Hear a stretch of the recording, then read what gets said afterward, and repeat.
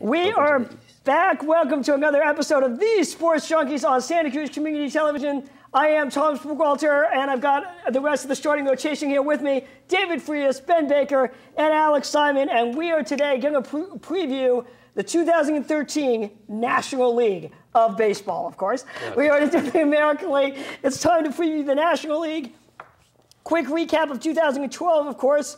The Giants of San Francisco, our local team, of course, rebounded from a very injury-plagued year the year before to win the World Series of 2012 with a 4-game sweep over the Detroit Tigers. All right, we're going to start with the NL East, and I'm going to give the ball over to our starter, Alex Simon. Do it, man.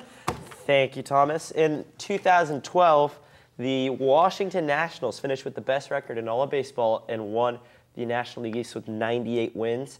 The Braves actually had a better record than some division winners throughout baseball, winning the first wild card with 94. The Phillies disappointingly finished at 500, and they barely got there with a late run. And the Mets and Marlins, with the Marlins being really the biggest disappointment in all of baseball. They were expected to possibly contend for a world title. They ended up selling everybody off in the offseason, and now they pretty much have nobody.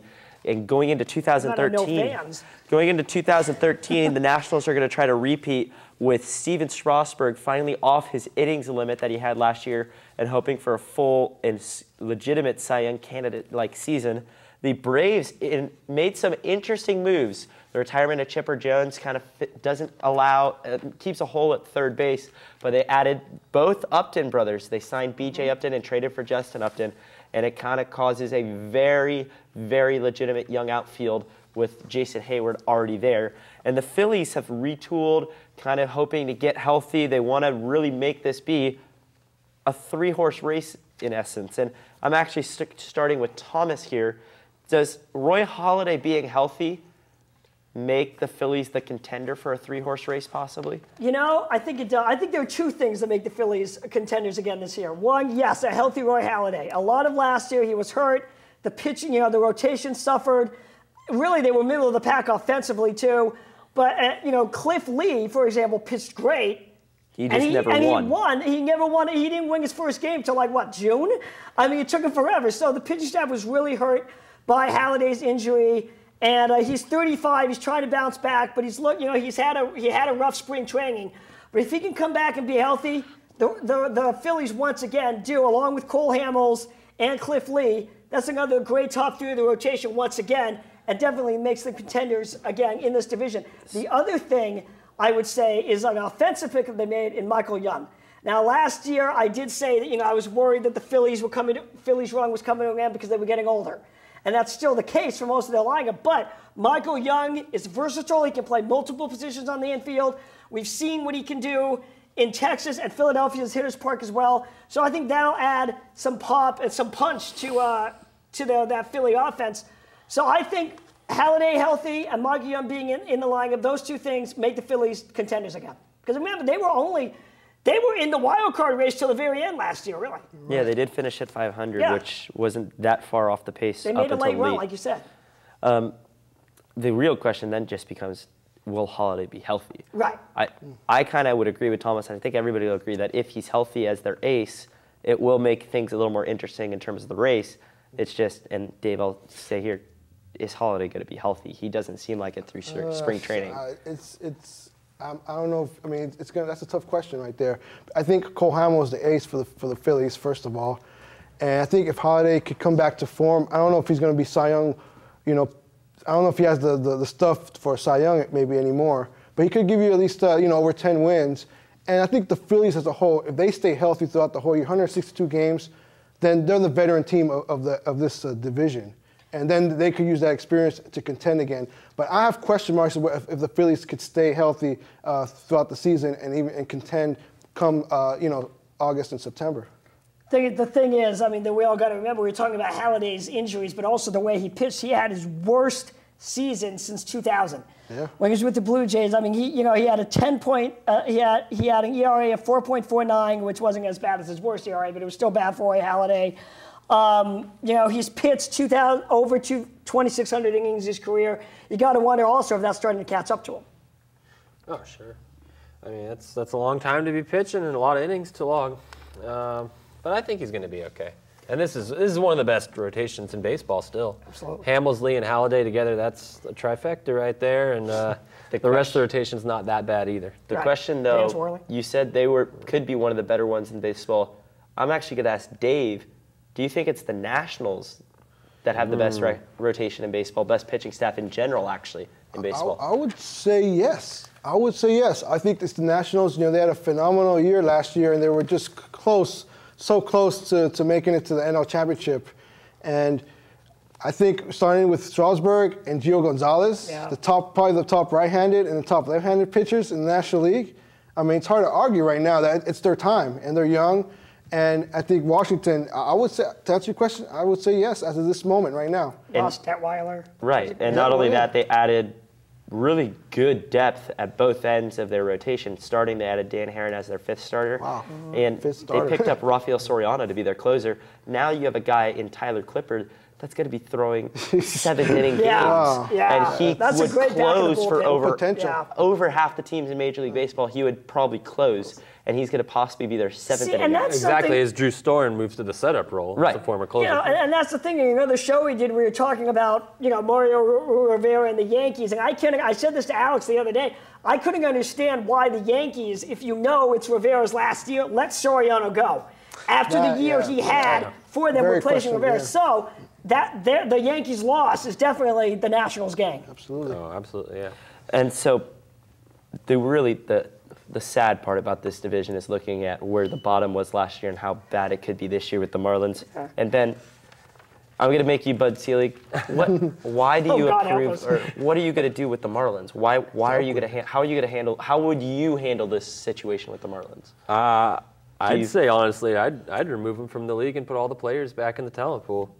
Wow. Yeah. No, I mean, if your owners are going to treat the team like that, then the fans don't deserve it.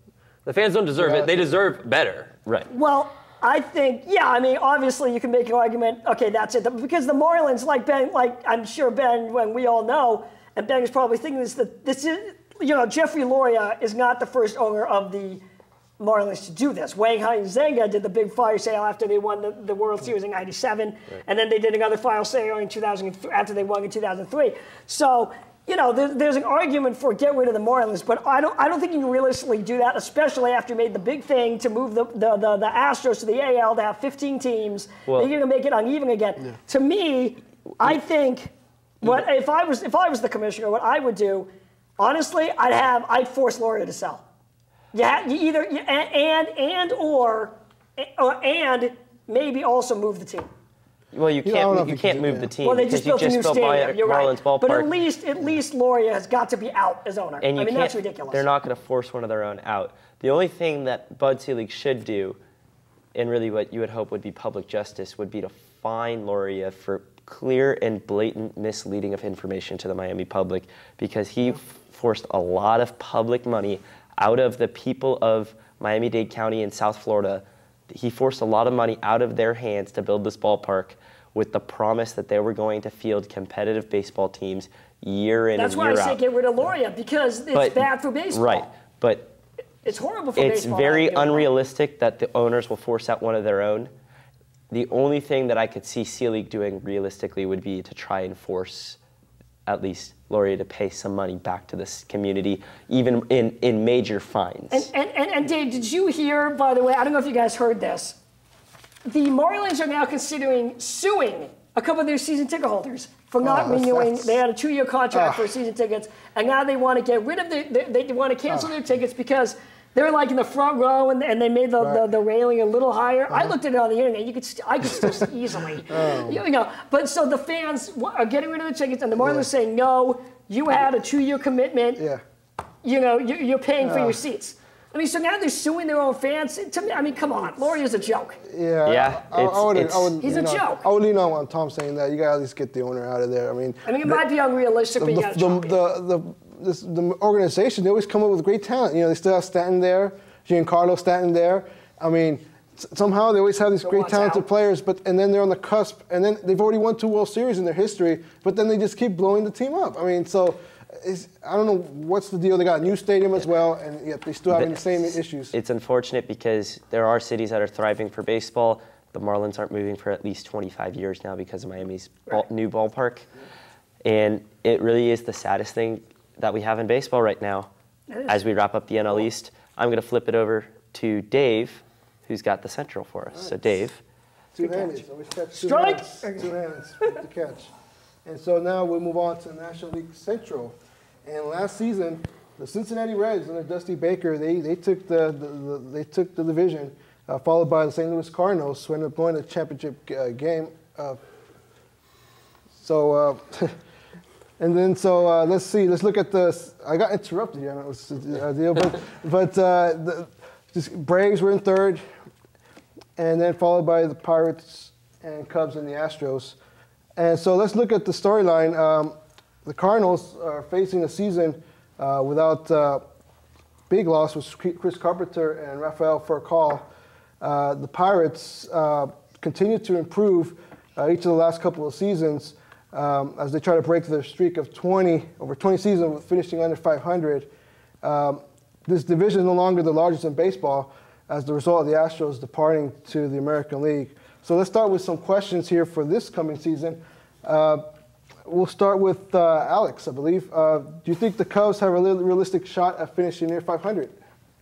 I think they'll be much better than they were last year. Last year, they were one of the worst teams in baseball. And I think with the amount of talent that they have that's developed recently, they have a chance to, become a much better team, especially around Anthony Rizzo. He's one of the studs. He's a stud first baseman that they're going to have on their organization for a long time. And he could really develop into something with the Wrigley win, the way it blows out to right. I don't think it's very realistic that they get to 500. I could see them, though, approaching 500 very realistically, getting somewhere in the 75 to 80 win range by the end of this year, especially because, they won't have to deal with, let's just put it this way, they won't have to deal with rebuilding. They did that last year. Last year was that rebuilding year, Theo getting his idea done.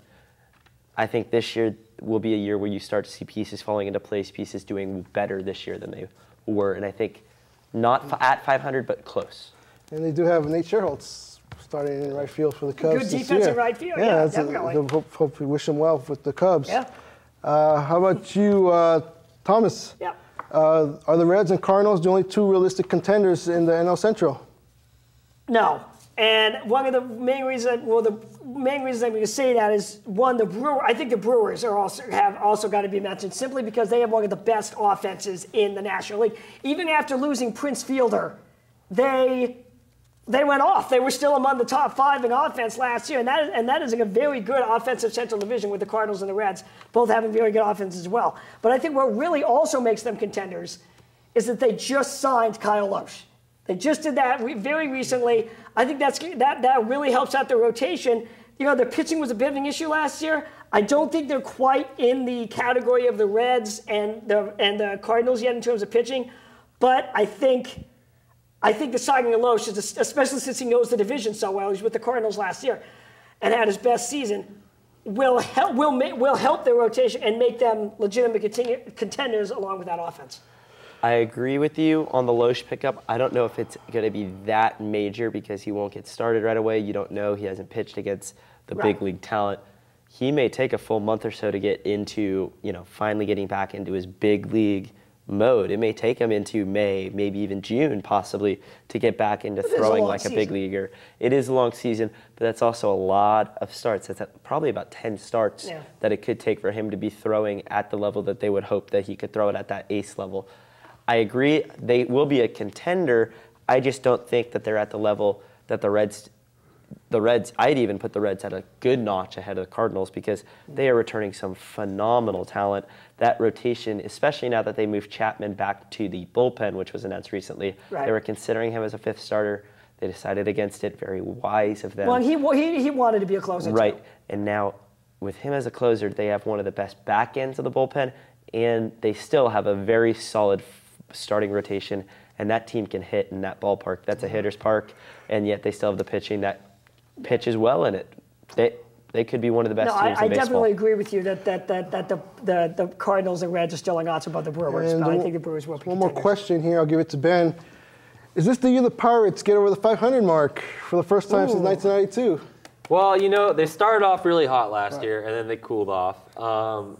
I didn't expect them to start off hot, and I saw no reasonable explanation for it, other than Andrew McCutchen just being an outstanding player.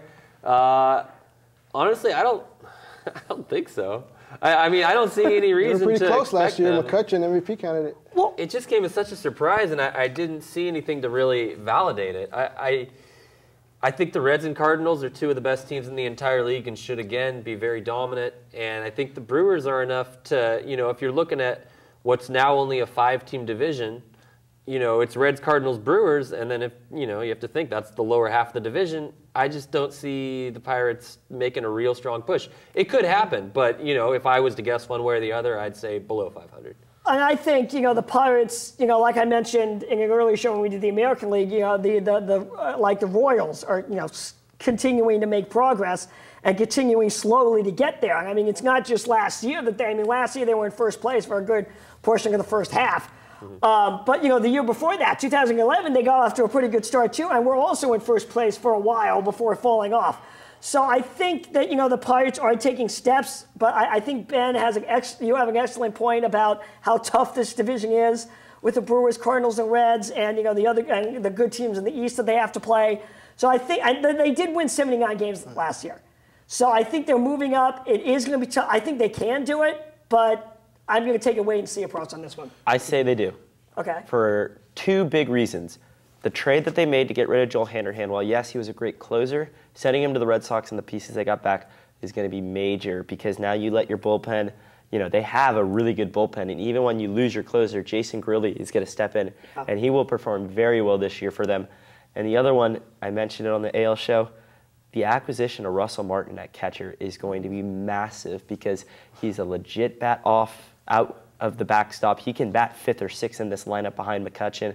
You're really solidifying that middle of the order, and that's a hitter's park for a right-handed hitter because it's a very short porch over in left field, and all Martin has to do is turn on it, which we saw him do quite often at the most extreme hitter's park in baseball at Yankee Stadium. Yeah. And if he just turns on one, pulls it towards left field, he could get it to the pole quickly. I think the way that he is as a catcher, he handles pitchers really well, and he's a very good hitter. I say they do get above 500. I actually have them above the Brewers, even though I mentioned the Brewers will be good. This is going to be a really good division through and through. Probably, they could be one of the best in baseball, to me. Alex, you convinced me. I also agree. I think the Pirates will also finish above 500 this year. He's good at that. And they have the starting pitching still. One of the low-level acquisitions that people don't really remember that going into this year, they got Wandy Rodriguez, who's a pretty good pitcher from the Astros and kind of a dump, really, for the Astros to get rid of the salary. But you throw him in with some of the guys they have. They have McDonald. They have Burnett. They have a pretty legit starting pitching staff. It's probably really underrated in comparison to most of the rest in baseball. Right. They could really pitch. They are a very solid team, and they're not getting as much credit as I would think that they should with the team that they have. All right, we'll leave it at that as far as the discussion of the National League Central. We have one more division to go, the National League West, and I'll hand it over to Ben to lead the discussion here, NL West. All right, NL West. All of our favorite division, I suppose, because of one team in particular, the San Francisco Giants, who, of course, won their second World Series in 3 years in 2012, finishing first 8 games ahead of the Dodgers in the division, 13 ahead of the Diamondbacks, 18 ahead of the Padres, and 30 games ahead of the Rockies, who have really had a rough go at it recently. Tulowitzki going down to injury is part of the deal, Right. And then the way that they handle the pitching staff, having everybody on a 75-pitch limit with a 4-man rotation is just And losing Paul Hernandez a couple years ago really didn't help. That's right. So the biggest story in the NL was the big sale of the Dodgers. This was, I think, in the middle of the season. It was during the season, yes. It was very beginning of the year, but yes. Yeah. Of course, one of the title owners being Magic Johnson, and they $2 billion deal. And so now they are essentially the payroll of the Yankees in the NL, or something similar to it. They have the biggest payroll in baseball. They do have the biggest payroll in baseball than the Yankees at this point. Yeah. Wow. With some major acquisitions that they did in the offseason. You're right. And in August of last year, too. The Dodgers brought in Zach Greinke in the offseason, or Cranky Granky, as I like to call him. And Is that for his arm or his cranky. attitude? well, Both. Both? Okay. Okay. And so they did lose Shane Victorino on the other end, so that's going to be a big hole to replace. And they brought in Skip Shoemaker and Hyunjin Ryu. Not to be confused with Hyunjin Ryu Ryu. of Street Fighter. It's Thank you. Hyunjin Ryu. Thank you, who Ben. was- There's old school video games right there. Awesome. South Korea. So Awesome reference, Ben. yeah, I'm not Pitcher? sure. I don't know. So one of the storylines there is the Dodgers. Another big storyline of the NL West is the Giants, of course, trying to win the West for the third time in 4 years. They have, become probably the prominent team in this division in the last 5 years. Now, that's not a huge time span, but I think a lot of people like the Giants' chances going forward with a pretty young rotation that's ultra talented and a lot of good surrounding players on the offensive end now. Yeah. And so another story from the NL West is the Rockies and the Padres trying to build on success from late last season. The Rockies did start to turn it around a little bit. And, of course, we got the Diamondbacks out there to round out the discussion. So let's get right They're into part of this division, too. that discussion. Yeah, and they were the third team in the division, And finishing division at champs in 500 2011. last year. Yeah. So the Giants, as the defending champs, and the Dodgers with the monster payroll, are the easily the most talked about teams in the division. Is it fair to leave the other three teams out of this discussion? Thomas, would you handle this one to start? I don't think it's fair necessarily to leave the Diamondbacks out. I mean, they do have some good pitching. They have some good young hitters, and they can make some noise. That ballpark is a tough place to play whenever you go visit that place, especially for the Giants. But I think the Rockies and Padres are in kind of rebuilding mode. They did have runs at the end of last season where they played pretty well at the end. But I don't think they're quite, kind of like we were talking in an earlier show about the AL Central, like if anyone was quite ready to run with the Tigers yet. I don't think anyone's quite, I don't think the Rockies and Padres are quite ready to run with the Dodgers, Giants, and maybe even the Diamondbacks as well. I think that in a couple of years this could be the best wide open division in baseball because everyone can have a good team because this division is built on pitching. Every team is going after pitching in this division. But I think the Diamondbacks should be included in the discussion, but the Padres and Rockies not yet. See, I actually disagree with you entirely. Okay. The Rockies, pretty much every season other than last season, towards the very end of the year, made a run in August and September. Very true. When they were healthy. Last year was the only year they weren't healthy. They didn't have Tulo. Cargo was kind of not necessarily himself, even though he played through it. If they're healthy and Walt Weiss comes in as their manager and is the type of manager that they're hoping he is, being a very nice players manager who takes the game very seriously, they could turn into something special towards the end of the year. And the Padres, believe it or not, they were actually one of the best teams in baseball in the second half. I think they went almost 9 games over 500 the second half of the season. Did. Yeah. They were turning around and becoming a good team towards the end of the year. And I could see them being one of the better teams in the division as long as they stay healthy. That's always the key for every team. But I see them, and we mentioned the Diamondbacks, the trade for Upton, they got a phenomenal return with one real standout in the return being Martin Prado. Right. Getting Prado, who's basically a team leader for any team he steps on, but especially on a team really without an identity in the Diamondbacks, that could be a difference maker for them. Well, the one thing, I'm sorry, the one thing, I mean, please don't think that I'm calling the Rockies and Padres doormats, because I don't think they're going to be doormats at all. I mean, we've all seen how tough the Padres are on the Giants, for example, and the Rockies are too on a lot in their home park, tough on a lot of teams. So I think they're not going to be doormats. There are going to be tough teams and factors in this division. I just don't think I'm not looking at them as possible playoff teams in this division yet. I don't know. I just feel like coming into this year, I think the division's got a little bit weaker. I hate to admit by saying that it's the Giants, Dodgers, and then all the other teams, but I'm not so worried about, like I said, especially with Arizona, because I think last year I was more concerned with Arizona as defending NL champions last year, and then they regressed. And then Padres, they always play well in the second half of the season, other than 2010 when they challenged the Giants. And I don't see how much better they could get from that. They got great manager in Bud Black, however. And then Colorado, it's just they're always injured. If they somehow, everyone plays healthy, and Tulo and Cargo and even Helton, who's down in his last years, but it's always going to be pitching over there in the high altitude. Yeah. So, I don't know. I just think it might be a little weaker coming into this year than our West. Now, I for one think the Dodgers have the best looking bats on paper, the best looking lineup. They're just stocked from top to bottom. Hanley Ramirez, Matt Kemp, Ethier's back. Someone else I'm forgetting there. But, Carl Crawford now. Yeah, if he's healthy. Yeah, and, Adrian Gonzalez. Yeah, he's first. kind of a big deal. Well, I guess yeah. you could say. How can I forget Gonzalez, right? So, but, we've seen this in the past. Dodgers' best-looking team on paper, not first in the standings at the end of the year. I'd like to know, with the addition of Zach Greinke, to complement Clayton Kershaw, one of the best arms in baseball, Billingsley, Ted Lilly, a few more, is the Dodgers' pitching staff now as good as the Giants? I'm going to go with no, because there's way too many questions in the beginning of their bullpen. What makes the Giants so great as a rotation is the fact that they have pieces in their bullpen that are legitimate, that you can put in. The guys know their roles, and there's a bunch of guys in the Dodgers that think they should have the setup role, and they don't really have legitimate guys to come out of the pen if you need somebody to throw 3 innings from the 3rd inning on if a guy's having an issue.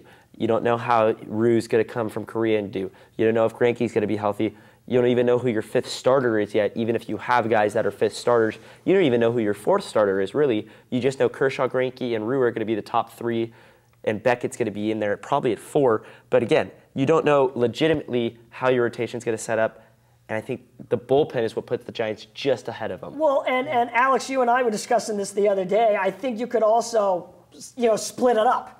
If you look at the rotation between the two teams, the Giants, to me, will probably still have the better rotation, but the Dodgers are very close, especially with Clayton Kershaw, the way he pitches.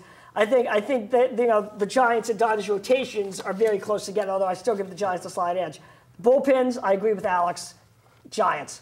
I'm still taking the Giants by just a hair. Giants. Yeah, that's why I agree. Yeah. Now, so to wrap this up, we got the last question here. Coming back from 2 World Series titles in 3 years, the Giants got the band back together for another run.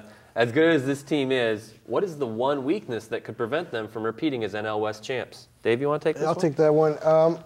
Probably the same thing as last year, probably a power bat.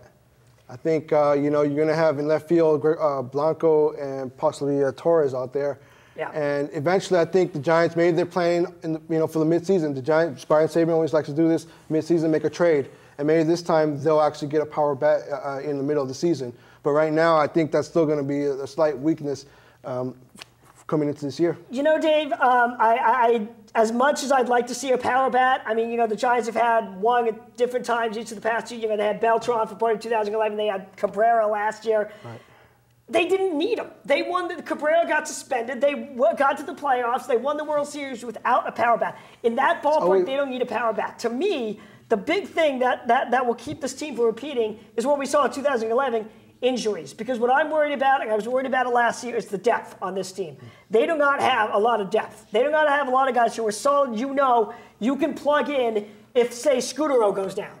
Or Pablo Sandoval goes down. You have good. Joaquin Arias played well when Sandoval was hurt last year. He played okay. But you don't have any real solid guys to fill in, especially in the starting rotation. Doesn't hurt to have that power bat, though. If Zito was to go down, if Timmy was to, God forbid, Timmy or Matt Cain go down, who takes their place in the rotation? It would weaken them significantly. I agree. The rotation is where you have absolutely no depth whatsoever. They almost have too much depth in the bullpen. They need to make a trade. I could see them trading for a power bat, Dave, and I like the idea of it. The only issue is that there has been nobody in the history of the 13 or now 14 years at AT&T Park except Barry Bonds that has been able to hit for power 81 games at AT&T Park. I don't see anybody else that can. Pat Burrell did it, but a lot of them were on the road. That's the key. So but Kent didn't have the home numbers that Bonds did. No one's hit at AT&T Park as good as Bonds did. I don't think anybody will pretty much ever. Can't argue with that. I don't see a reason why you need a home power bat for 81 games if you have a system that works. All right, Ben, great job on the National League West, sir. Great job, everybody. This was a fun discussion. Coming up soon are baseball prediction show. How do we think the teams will do in the who's going to make the playoffs? Who's going to the World Series? That's coming up soon. Thanks for watching. For the Sports Junkies, Thomas Burgwalter, David Frias, Ben Baker, Alex Simon. Enjoy baseball season. We'll see you next time.